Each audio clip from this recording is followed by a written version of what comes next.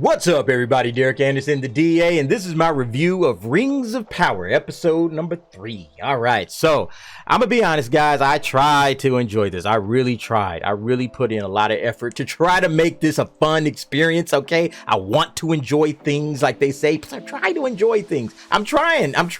I tried to enjoy this, but I couldn't. Like, these showrunners, let me say this: these showrunners, these writers, these directors of this particular show have committed highway robbery against Amazon. Amazon, you guys just got fleeced for $1 billion.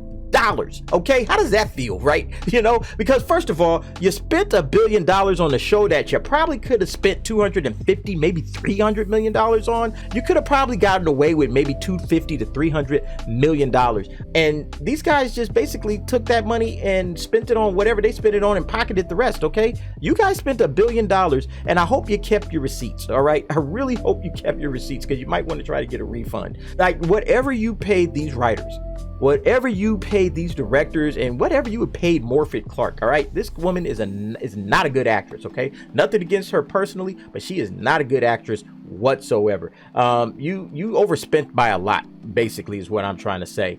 This is the Dollar Tree of storytelling, okay? The scripts are horrible. I have read better scripts from teenagers writing like their first script in a screenwriting course, no lie. All right, this is just dreadful. This is terrible. The dialogue is as cringy as it gets. All right, and here's the thing: they're struggling with having an important story, at least one that they're trying to tell, but it doesn't feel important. Like, they're telling you that all of this stuff is important, and you're supposed to feel like everything is weighty and important and dire, and this is, oh man, well, wherever this is leading to something big. Okay, that's how you're supposed to feel, but you're not feeling it. You're just kind of like, you're aware of it here, but you're not aware of it here. You know what I mean? Everything is big and important, and the end result is going to be awesome, but you're supposed to like enjoy the journey, right? It's like when you go on a car trip with your family. You know, getting there is half the fun, right? That's what it's supposed to be. You're supposed to be enjoying each and every one of these episodes, knowing that the payoff is down the road, and you're just not feeling like that at all.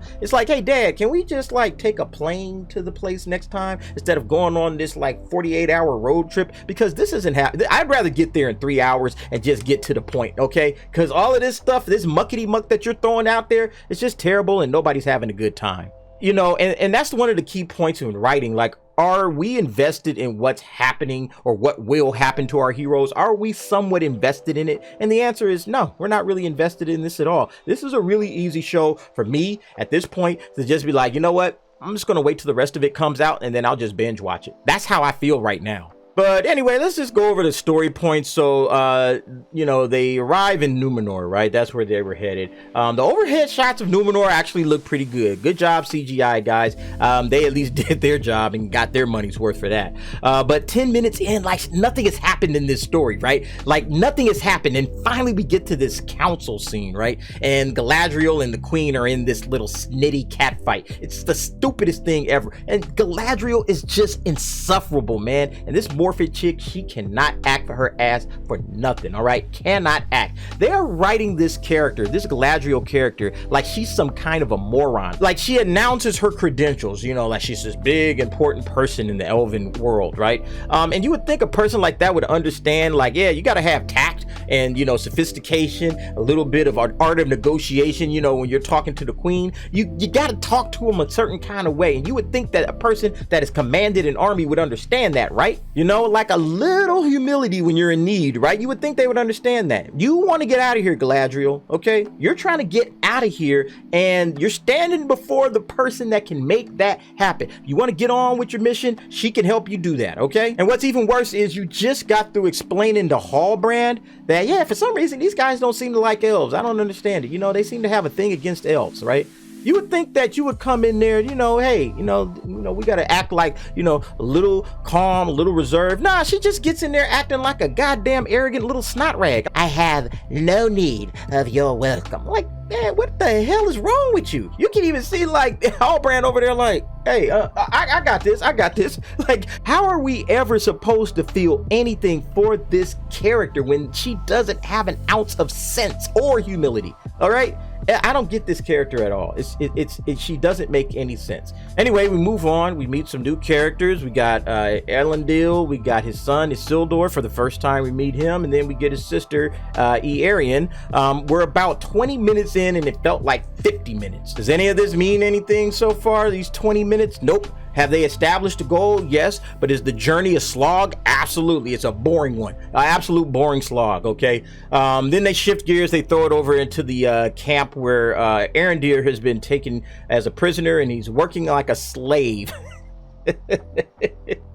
They got the black elf working like a slave.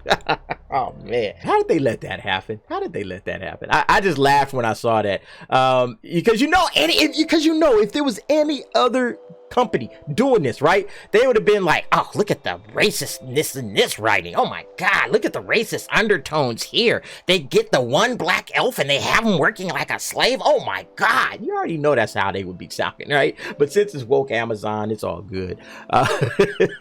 But yeah, so he's there, he's working with a couple other elves, and they're trying to think about, hey, how we gonna break up out of this little camp. So that's the setup right there. And then we go back to Numenor. Galadriel makes her escape by jumping out of a window, right? No creativity, no smarts, nothing like that. Just climbs out of a window and walks to the harbor to steal a boat. Elendil confronts her, right? Say, hey, where you going? Hey, stop all of that, right? You should roll with me out to the Hall of Lore. She says, Hall of Lore? What's the Hall of Lore? And so they take off for that. And then we get to the most cringiest part of the entire episode, which was full of cringe. They get to the cringiest part, which is this slow motion horseback riding scene where they're just riding across fields of grain, and they're riding across open beaches with beautiful scenery, and she's just laughing. Oh my god. It's the worst thing I've ever seen in my life. I don't know how the showrunners and the editors got everybody to say, oh yeah, that's a good scene, leave that in. Don't everybody, just leave it in. This is where your $1 billion went, by the way, Bezos. Absolutely definition of cringe. I don't know who wrote this crap, but yeah, they didn't get their money's worth. That's what I'm saying. They didn't get their money's worth at all. So then Halbrand gets his ass kicked for like no reason at all. He gets thrown in jail. And then we find out that, lo and behold, guess what?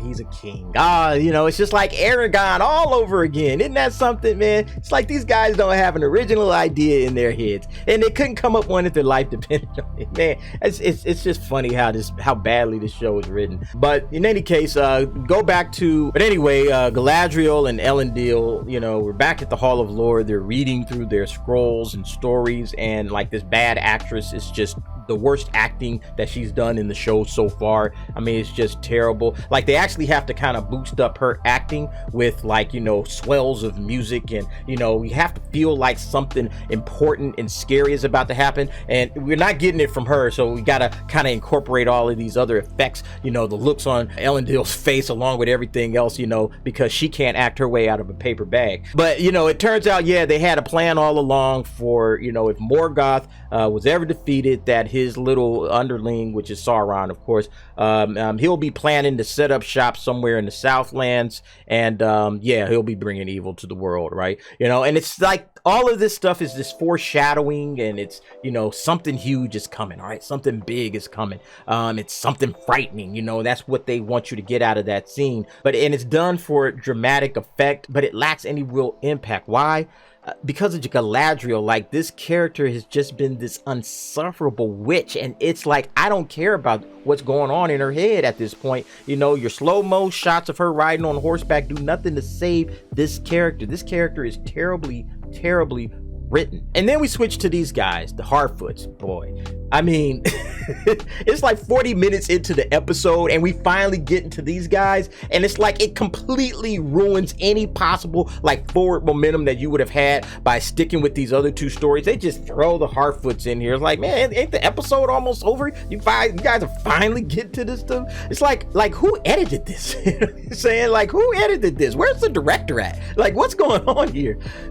Like I said, this is third-rate fantasy, folks. These characters are not interesting. These hobbits, they're hobbits, and they're not interesting. They don't do anything interesting at all. They're the dumbest part of the show. I don't know how else to say it. If not the most boring part of the show. You know, they have this whole little like scene where they're talking about all their fallen little buddies, and we wait for you. We wait for you. Hell, we're waiting too, Rings of Power. We're waiting for you guys to give us something halfway interesting. This is just terrible. You spend $1 billion, man. It's like, where's the entertainment at? All right. And then they just drop all of the cringiest lines of the show. They try to pack them all into this little 10-minute segment that's dealing with the Harfoots, right? If not for friends, what are we surviving for? I know I'm not special. I'm just one little Harfoot in the world. Man, Lord in heaven, who's writing this stuff? Where is the director? Who is letting this stuff pass muster? What is happening here? And apparently, if you're a little Harfoot hobbit and you get left behind, hey, too bad, so sad. But nice knowing you, deuces. We wait for you. No, the hell we don't. All right, we don't wait for nobody. We out, bro. Peace. You better keep up, man. You better rush it. You better hurry up and keep up. Hey, man, you know, I like twisted my ankle on the little rock back there. Hey, can you guys kind of help me out and make sure that I get to the next spot? Nah, man, ain't nothing we can do. You know, we outro. You know, hey, you can't, you know, no man left behind. Nah, not with the Harfoots. Our hearts are bigger than our feet, but yeah, not that big. We'll shout you out though, bro. We'll shout you out at the next meeting. We will remember your name. That's about all they gonna do, man. I would have left this society a long time ago. There's no way in hell I would be rolling around with these assholes that just let you break your ankle in the last episode, didn't help out, nobody budged, nobody moved a muscle, and then oh yeah, you broke your ankle trying to help us put up our little tents and all of that shit. Well, hey, too bad, so sad. It's a dog eat dog world with them Harfoots. I tell you that right now. But finally the end came, right? The end. And they threw this like little action scene at the end, but by then, like, everybody's just kind of checked out. Like, I was so uninterested in what was going on that it didn't matter if anybody died or lived or anything. I was actually hoping that they kind of put an arrow through, you know, Arondir. And that was the other thing, right? Like, they're fussing with these orcs, right? The orcs have bows and arrows, apparently, all right? Because they killed one of the elves with bow and arrow. Like, why didn't y'all just bust them bows and arrows out when they was sitting there playing tug of war with the chains? They're trying to break the chains, and then the orcs grab the chains and they start pulling, and it's back and forth, back and forth. They should have just had a whole little lineup. Hey, get the archers in here. Hey, get your bows, get your arrows, get the archers. Hey, come on, guys, we got to take care of this. And then, all right, everybody aim. Whoop. Everybody clear? All right. We're going to let these chains go and just let them have it. That's all you needed to do. Like, you know, it's like, but oh, now we're going to bring out the bow and arrow. Oh, this guy's on his way to freedom, and now he's got arrows sticking in him. It's like, we could have did this like 20 minutes ago. We didn't even have to mess with the warg or any of that nonsense. But the real sin of that whole little part of the story is that, like, Arondir's story didn't progress at all. Like, he's literally in the exact same position as he was at the beginning of the episode. He's trapped in the camp and he's a slave. All of the stuff that he did didn't amount to anything. It didn't move his story any further forward. I guess you could say they found out about Adar, right? Like, that was the name of the episode, Adar, or Adar. I'm not sure how you pronounce it. They said, you know, Sauron has many names and so many faces and all this other kind of stuff. So will we meet him next week? Because, you know, at the very end, we see this kind of shadowy figure approaching the screen, and that's where everything ends. But man, again, this show, it just lacks forward momentum. It's a slog. It's boring. It's the worst thing you can be, is boring, and that's what this show is. It's given us a lot to talk about, obviously, because of Amazon trying to hide all of the terrible ratings and doing everything in their power to make this thing succeed. But you can tell, like, and this is one of those shows, once again, that under any normal circumstance we would probably just be like, I'll watch it when I watch it, or, you know, I'll wait until all 8 episodes drop and then I'll just binge watch it in one afternoon and be done with it. This doesn't feel important enough to keep coming back to. Now, every episode I'll review it, and I give everything a clean, fair shot, but I'm telling you, this thing is 100% boring, dull, and yeah, they got fleeced for $1 billion. But anyway, folks, what did you think about Rings of Power episode 3, Adar? Go ahead, leave me your comments and your thoughts in the comment section below, and thanks for watching. See you next time.